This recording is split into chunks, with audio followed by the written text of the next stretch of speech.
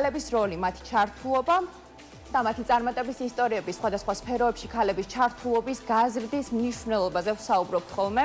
ყოველკვირეულად გადაცემა მონეტიზაციის ერთ-ერთი მთავარი ძირითადი მიმართულება სწორედ ქალების როლისა და ჩართულობის შესახებ საუბარი არის, რომელსაც გადაცემაში უძღვება ხოლმე ძირითადად ლიდერ ქალთა საზოგადოების ასოციაცია. უნდა ითქვას ისიც, რომ ასოციაციის დამფუძნებელი ახლა იმყოფება ჩვენთან ერთად ნათია შათირიშვილი. პირდაპირ ეთერში გვერდდება სტუდიაში სტუმართან ერთად. ვერიკო თაკავანძესთან ერთად სალიდერო კომპანია Auto Home-ის თანადამფუძნებელი იმყოფება ასევე სტუდიაში. ნათია, მოგესალმებით. მადლობა სტუმრობისათვის და მადლობა იმისათვის, რომ ასეთი მნიშვნელოვანი საკითხის ირგვლივ ტრიალებს ხოლმე თქვენი რუბრიკა მუდმივად და უსვამს ხოლმე ხაზს ყველა იმ ძირითად ასპექტს, რომელიც მნიშვნელოვანი არის თემის ირგვლივ. დღეს რა მოგვიმზადეთ და რას შეეხება დღევანდელი რუბრიკა, რომ გითხრათ? პირველ რიგში მოგესალმებით, მოგესალმებით ჩვენს მაყურებელს. მე ვფიქრობ, რომ დღეს ძალიან საინტერესო გადაცემა გვექნება, ისე როგორც დანარჩენი წინა გადაცემები ლიდერ ქალთა ორგანიზაციის მიერ დაორგანიზებული და დღეს კიდევ ერთი ახალი ისტორია, წარმატების ისტორია გაჟღერდება ჩვენთან ეთერში და ჩვენ ყავს დღეს Auto Home-ის დამფუძნებელი ქალბატონი ვერიკო. ერთი შეხვედრით ძალიან მშვიდი წყნარი გაწონასწორებული ლამაზი ქალბატონი მომხიბვლელი და როდესაც მე ვეცნობოდი მის ისტორიის შესახებ ინფორმაციებს, მოგეხსენებათ, რომ ის ლიდერ ქალთა ორგანიზაციის წევრია და ბოლო ღონისძიების წევრია და როდესაც მის შესახებ რეკომენდაცია შემოვიდა ჩვენთან ორგანიზაციაში, ვეცნობოდი რა თქმა უნდა დეტალურად მის შესახებ ინფორმაციებს და მიკვირდა, რომ ამ ერთი შეხვედრით უწყინარ, ესე ვთქვათ, ნას გოგოს როგორ შეიძლება ემართა ბიზნესიც არის და ბიზნესიც, ხო? ანუ ბიზნესი, რომელიც ეხება ავტომობილებს და თუმცაღა, როდესაც სრულად წავიკითხე მის შესახებ ინფორმაციები და მოვიძიე არაერთი ინფორმაცია გაოცებული დავრჩი თურმე რა შეგვიძლია ქალბატონებს და მიხარია რა თქმა უნდა და ჩვენთვის ეს მსგავსი кейსები მართლა აღმოჩენა არის ხოლმე, როდესაც ეს არის საოჯახო ბიზნესი, ამაზე ალბათ ქალბატონი ვერიკო თვითონ უფრო ჩაშლილად ისაუბრებს და მას გვერდით ყავს მეუღლე, რომელიც ასევე დამფუძნებელია ამ კომპანიის და ერთად წარმატებით უძღვებიან ამ საქმეს, მაგრამ რა თქმა უნდა მიხარია რომ საქმეში რომელიც ამ თურმე არა მხოლოდ შეიძლება მართოს მამაკაცებმა, ამავდროულად შეუძლია ქალბატონმაც მართოს და არა მხოლოდ მართოს ესე წარმატებით. მე რა თქმა უნდა მათ შესახებ ძალიან ბევრი ინფორმაცია მაქვს და ამაზე ეტაპობრივად მოგაწყვდით ვისაუბრებთ, მაგრამ ეხლა ალბათ ქალბატონი ვერიკო თავის საქმიანობის შესახებ მოგვიყვება. მადლობას გიხდით პირველ რიგში მოწვევისთვის, თქვენი დროის დათმობისთვის. მადლობას ვუხდი ქალბატონ ნათიას და ლიდერ ქალთა საზოგადოებას იმისთვის, რომ ისინი მუდმივად დგანენ თავიანთი ორგანიზაციის ლიდერი ქალების წარმატების სადაროჯოზე. რაც შეეხება Auto Home, ძალიან ბევრი რამ შემიძლია ჩვენი კომპანიის შესახებ ვისაუბრო. პირველ რიგში გეტყვით იმას, რომ ორგანიზაციაში გადაწყვეტილებების მიმღები პირებიდან დაწყებული აბსოლუტურად ყველა თანამშრომელი სრულად ორიენტირებულია სიახლეებზე და ჩვენი დევიზი არის, რომ არ გავჩერდეთ. ზუსტად საბოლოო ჯამში ეს არის ჩვენი მთავარი საყრდენი, რის გამოც ყავს ასეთი წარმატებული პარტნიორი კომპანიები, როგორიც არიან TBC Leasing, Tera Bank-ი, Silk Road Bank-ი, მიკროსაფინანსო ორგანიზაციებიდან Mogo და Dizzy. მთავარი მიმართულებები რა არის? აი რის ირგვლივაც კომპანია მუშაობს ხოლმე და რა არის მთავარი მაორიენტირებელი ამ ყველაფერში? ჩვენ გვაქვს ავტოსადგომი თბილისში, რომელიც მეორადი ავტომობილების ავტობაზრობას მოიცავს დაახლოებით 150-მდე ავტომობილია სხვადასხვა წარმოებლის და ბიუჯეტის. ადგილზე მოსულ მომხმარებელს საშუალება აქვს, რომ ისთვის სასურველი ავტომობილი შეიძინოს და რაც ყველაზე მნიშვნელოვანი არის, ჩვენი პარტნიორი კომპანიების დახმარებით შეუძლიათ მიიღონ დაფინანსება. ვერიკო, იცით რა მაინტერესებს? მე ვიცი, რომ თქვენ უკვე ამ სფეროში მოღვაწეობთ 6 წელია, ხო?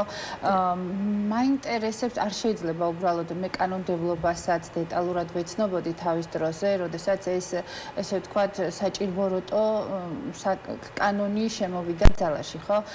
არ შემიძლია აქვე არ გკითხო, რამდენად დაგაზარალად თუ როგორ აისახა ეს ახალი მიღებული კანონი, რომელიც 1 იანვარს შევიდა ძალაში 2013 წლის გამოშვება ავტომობილებთან დაკავშირებით, ხო? აი, რამდენად აისახა თქვენს ესე ვთქვათ ბიზნესზე, აი ამ კანონმდებლობამ რა როლი ითამაშა? ჩვენ შემთხვევაში ეს საკითხი მნიშვნელოვანი მტკივნეული არ ყოფილა, გამომდინარე იქიდან, რომ ეს არის ჩვენ არ ვახორციელებთ ავტომობილების იმპორტს. ეს არის ადგილობრივი ბაზრობა, ასე რომ ვთქვათ, სადაც ფიზიკურ პირს შეუძლია თავისი ავტომობილი მოიყვანოს გაყიდვის მიზნით და თუმცა ყველა შემთხვევაში გიწევთ, რომ ეს იყოს 2013 წლის ზემოთ გამოშვებული ავტომობილი, ამაზე საუბარი, ხო? და ეს არანაირად მე ვიცი, რომ დაახლოებით 11%-ით ქონდა ვარდნა, ხო, გასულწლად. ამ მიმართულებით ქართული ბაზარი, რა თქმა უნდა, გარკვეულწილად განიცდის გავლენას, თუმცა ამ შემთხვევაში ვერ ვიტყოდი, რომ ეს მაინც ჩვენ შემთხვევაში რაღაც გარკვეული და გარკვეულწილად დაგვაზარალა. მეტნაკლებად შეგვეხო ჩვენს შემთხვევაშიც. არ შეიძლებოდა რომ რაღაც უკვალოდ გაევლო ამ ყველა კანონმდებლობას, ხო? მაგრამ მე ვიცი ბიზნესები, რომელსაც სერიოზული დარტყმა ზიანი, რა თქმა უნდა, მე შეიძლება კონდეს დადებითი მხარეებიც თავისთავად ცხადი ამ კანონს, მაგრამ ამავდროულად ვიცი, რომ ბიზნეს სერიოზულად დიახ, მნიშვნელოვნად მტკივნეული აღმოჩნდა იმ დილერებისთვის, რომლებიც უშუალოდ იმპორტით იყვნენ დაკავებულები და ძალიან ბევრი კომპანია ვიცით, გარშემო ცნობილი კომპანია, რომელიც ამწუხაროდ პრობლემა შეუქმნა. კი ბატონო, შეეწირა. იცი, აი ნახეთ, როდესაც ჩვენ ხა მოგიხსენებათ, რომ რეალურად 10,000-მდე წარმატებული ლიდერი ქალბატონი ყავს ორგანიზაციის წევრი და ერთი და იგივე კითხვა თითქმის ყველასთან მაქვს ხოლმე, ძალიან მნიშვნელოვანია ეს ჩემთვის, როგორც მე თვითონ მართავ რამდენიმე ბიზნეს საქმიანობას, ნახეთ, თავის დამკვიდრება ერთია ბაზარზე, ხო? და კონკურენტებთან გამკლავება, აღონ ჯანსაღ კონკურენციას გულისხმობ ამ შემთხვევაში, არის ძალიან მნიშვნელოვანი საპასუხისმგებლო და ეს მოითხოვს უზარმაზარ შრომას. ანუ აი თქვენ შემთხვევაში მე ვიცი და ჩვენმა მაყურებელმა ალბათ კარგად იციან და აქვთ ეს ინფორმაციები, რამდენად კონკურენტუნარიანები არიან თქვენი კონკურენტები და აი ამ შემთხვევაში როგორ უმკლავდებით და როგორ შეძელით, რომ 6 წელი ასე თქვა წარმატებით გემუშავოთ. დიახ, ანუ ჩვენ 2018 წლიდან დავიწყეთ ამ იდეის გარშემო მუშაობა და ფაქტიურად ეს პერიოდი უკავშირდება პანდემიის დაწყებას. ჩვენ ახალი გახსნილები ვიყავით, როცა პანდემია დაიწყო და პირველი ეტაპი ბარიერები ზუსტად ამ დროს გაჩნდა. თუმცა იდეა იყო ინოვაციური იმ კუთხით, რომ ჩვენ არ ჩამოყავდა ავტომობილები, ადგილობრივ ბაზარზე ვიყავით ორიენტირებული ამ შემთხვევაში და ამ დროისთვის არ არსებობდა ჩვენი კომპანიის ანალოგი კომპანია, რომელიც მომხმარებელს მომსახურებას ერთ სივრცეში გაუწევდა და რამდენიმე კომპანიის პირობის შეთავაზებას მოახერხებდა. ზუსტად ამიტომ შემიძლია ვთქვა, რომ ჩვენ ბაზარზე ავტოსადილერო მიმართულებით, რომელიც უშუალოდ ადგილობრივ ავტომობილებს ეხება, შეიძლება ითქვას, რომ საკმაოდ დიდ კონკურენციას უწევთ ჩვენს კონკურენტებს და ძალიან მნიშვნელოვანი ნიშა, რომელიც ბაზარზე გვიჭირავს, ეს არის ის ბენეფიტები, რომელსაც ჩვენს მომხმარებლებს აი ამ ბენეფიტებზე მინდა ძალიან რომ ვისაუბროთ და ხაზი გავუსვათ. დიახ, ძალიან ბევრი შემიძლია ვისაუბრო ჩვენი კომპანიის ბენეფიტების და უპირატესობების შესახებ. პირველ რიგში გეტყვით იმას, რომ ჩვენს მომხმარებელს საშუალება ეძლევა, რომ ადგილზე შერჩეული ავტომობილი გაიყვანოს მეპატრონესთან შეთანხმებით, რა თქმა უნდა, ტერიტორიიდან, მისთვის სასურველ პროფილაქტიკაში თუ სერვისში შემოწყობის მიზნით, რაც სხვა კომპანიების შემთხვევაში მსგავს საშუალებას არ აძლევენ, ან უშუალოდ ადგილზე შეზღუდულად აძლევენ შემოწყობის საშუალებას. ძალიან მნიშვნელოვანი არის ჩვენი მომხმარებელი იყოს დარწმუნებული თუ რა მომსახურებას იღებს ჩვენთან და რომელ ავტომობილსაც ყიდულობს, იყოს დარწმუნებული, რომ ის გამართული არის. გარდა ამისა, ჩვენი პარტნიორი კომპანიების დახმარებით ჩვენ მომხმარებელს ვთავაზობთ ავტომობილის შეძენას თანამონაწილეობის თანხის გარეშე, ანუ პირველი შენატანის გარეშე, რაც ბაზარზე სხვა მსგავს კომპანიებს ფიზიკურად არ აქვს. მომხმარებელს საშუალებას ვაძლევთ ასევე დამატებით თუ ის გადმოგვიმის ამართებს მის მეგობარს, ახლობელს ან უშუალოდ ნაცნობს, დამატებით კიდევ მიიღოს საწყოვის 100 ლარიანი ვაუჩერი, რაც ვფიქრობ, რომ ჩვენი კომპანიის ერთ-ერთი ბენეფიტი არის. და თქვენს მფლობელობაში არის 150-მდე ავტომობილი და როგორც მე ვიცი, ეს თქვენ არ მუშაობთ რაღაც ერთი ხაზით, ერთი მარკის ავტომობილები არ ყავთ. ესენი არიან, ეს არის დიახ, სხვადასხვა წარმოებლის ავტომობილები, მსუბუქი ავტომობილები, ძირითად შემთხვევაში ბიუჯეტირებაც გათვლილია ისე, რომ აბსოლუტურად მოგებული იყო ჩვენი მომხმარებლისთვის. 2000 თუ მაქვს ამის გაშღერების საშუალება, $2,500-დან ექვივალენტი ლარში, დაახლოებით $18,000-მდე მერყეობს. შესაბამისად ხელმისაწვდომობაც მომხმარებლისთვის საკმაოდ მაღალია. ერთი კარგიც არის მაყურებლისთვის, უფრო მეტ ინფორმაციას მიიღებს და დაინტერესებული პირების რაოდენობა კომპანიისთვისაც გაიზრდება, რა თქმა უნდა. ნახეთ როგორი კითხვა აქვს, აი გაცილებით მარტივად რომ ჩავშალოთ ეს თემა. როგორ შეიძლება მომხმარებელმა ისარგებლოს თქვენი მომსახურებით? ან რას უნდა აკმაყოფილებდეს, ან რა უნდა წარადგინოს? ამას მთელი რიგი პროცედურები სჭირდება, ხო? აი სჭირდება მომხმარებელს ავტომობილის შეძენა და მინდა მოვიდეთ თქვენთან პირობითად. აი რა უნდა ეტაპებს გადის მომხმარებელი ამის შესახებ მოგაწვით ინფორმაციას, პრობლემში გეტყვით, რომ ჩვენი დეველოპერთა ჯგუფი მუშაობს ახლა აპლიკაციის შექმნაზე, რომ კიდევ უფრო გამარტივდეს მომხმარებლისთვის ხელმისაწვდომობა. მომხმარებელს შეუძლია პირველ რიგში ეწვიოს ჩვენს ოფიციალურ საიტს, სადაც თავად შეარჩევს მისთვის სასურველი მწარმოებლის ავტომობილს, შეავსებს მოკლე განაცხადს, რომლითაც ის გარკვეულწილად ერთ ეტაპს უკვე გადის იმისთვის, რომ გაიგოს რა მომსახურეობის და რა სერვისის მიღება შეუძლია მას ჩვენთან. ამის შემდგომ უკავშირდებით ჩვენი call center-ის თანამშრომელი, გეგმავს ვიზიტს ჩვენს პარკინგზე, სადაც ტექნიკური ასისტენტი ხვდება საკუთრივ და ადგილზე მიღებული მომსახურების და კონსულტაციის საფუძველზე შერჩეული ავტომობილზე განაცხადს ავსებს ჩვენს პარტნიორ კომპანიებში. პირობების თვალსაზრისით საკმაოდ ხელმისაწვდომი არის ნებისმიერ პირს, რომელიც არის საქართველოს მოქალაქე 21 წლიდან 65 წლამდე შეუძლია მიიღოს ჩვენი მომსახურება და თუ მას სურს რომ ლიზინგით ისარგებლოს ჩვენი პარტნიორი კომპანიების დახმარებით გარკვეულ განსაკუთრებულ პირობებს არ უნდა აკმაყოფილებდეს გარდა ასაკობრივი შეზღუდვისა. ეს არის მნიშვნელოვანი, ანუ რაღაც ისეთი განსაკუთრებული პირობები არ უნდა გქონდეს, ან ხელფასიცნობა, ან ისტორიები ჩარიცხვები, ან რაღაც ესეთი თემები. დიახ, ამ შემთხვევაში უფრო მარტივად არის, არ არის განსაკუთრებულად კარგი საკრედიტო ისტორიის ქონა მომხმარებლისთვის საჭირო, არც დამატებით შემოსავლების წარდგენის აი, აქ ვკითხავ რა, მაშინ ამ შემთხვევაში თქვენ რით იზღვევთ თავს? აი, არ აქვს ისტორია, იქნებ არც ხელფასი არ მაქვს, მაგრამ ვარ 40 და რაღაცა წლის, ხო? ამის თქვენ რით ხართ დაზღვეული, რომ აი რაღაც მე არ გამოვდგები ისეთი მომხმარებელი, არა კეთილსინდისიერი. დიახ, ამ ნაწილში ჩართულები არიან ჩვენი პარტნიორი კომპანიების რისკ ჯგუფი, რომელიც საკუთრივ ახდენს დაზუსტებას იმ ინფორმაციების, რასაც მომხმარებელი აწვდის. შესაბამისად, იმის ალბათობა, რა თქმა უნდა, იმ შემთხვევაში შეიძლება დადგეს, როდესაც მომხმარებელს დადასტურებული შემოსავალი აქვს და ყველაფერი მისი ფინანსური მდგომარეობა სტაბილურად მიმდინარეობს, თუმცა ამ რისკებისგან არავინ არ ვართ დაასრულები, თუმცა, რა თქმა უნდა, ჩვენთვის მთავარი არის, რომ მომხმარებელს შევთავაზოთ ხელმისაწვდომი პროდუქტი, მომსახურება, გათვალისწინებით, რომ ყოველ თანხმდებით დღეს, რომ ავტომობილი სულაც არ წარმოადგენს ფუფუნების აკით, ეს არის ნამდვილად დღევანდელ მოცემულობაში საჭიროება ყველასთვის. დიახ, ვერიკო, არ შემიძლია არ გკითხოთ და ეს ძალიან საინტერესოა, ვფიქრობ, და ჩვენ ამასთან დაკავშირებით ვისაუბრეთ კიდეც. თქვენ გაქვთ ხელშეკრულებები გაფორმებული სასწავლებლებთან, უნივერსიტეტებთან და ეს დღესდღეობით არის ძალიან მნიშვნელოვანი თემა, რომ შეგიძლიათ გადაამზადოთ, ანუ პრაქტიკული სტაჟირება გაატაროთ, ესე ვთქვათ, კურსდამთავრებული მსმენელები და შემდეგ ისინი თქვენ აკავთ სამუშაო ადგილებზე. ეს საქართველოში მე ვფიქრობ, რომ არა მხოლოდ სტუდენტებისთვის და მუშაობის დაწყების მსურველთათვის არის ძალიან კარგი ვერსია, არამედ თვითონ კომპანიისთვისაც ფანტასტიკური შესაძლებლობა გადაამზადოს კადრი. დღეს მით უმეტეს ესეთი პრობლემაა ეს თემა, რომ გადამზადებული კადრი კი არა და საერთოდაც კადრი იპოვო და დაასაქმო და მე ვფიქრობ ეს თქვენთვისაც კარგია. ჩვენ ამ ჭრილშიც აუცილებლად ვითანამშრომლობთ, შევთანხმდით ამაზე, რომ BDC აკადემია ჩაერთვება, იმიტომ რომ ჩვენი კურსდამთავრებული მსმენელები იმ მიმართულებით, როგორც არის ბიზნეს ადმინისტრირება, მარკეტინგი, ბუნდაც PR და ასე შემდეგ, აუცილებლად შემოუერთდება თქვენ გულს და აი ამ თემასთან დაკავშირებითაც მინდა რომ აი რაღაც რამდენიმე სიტყვით გითხრათ. კეთილი.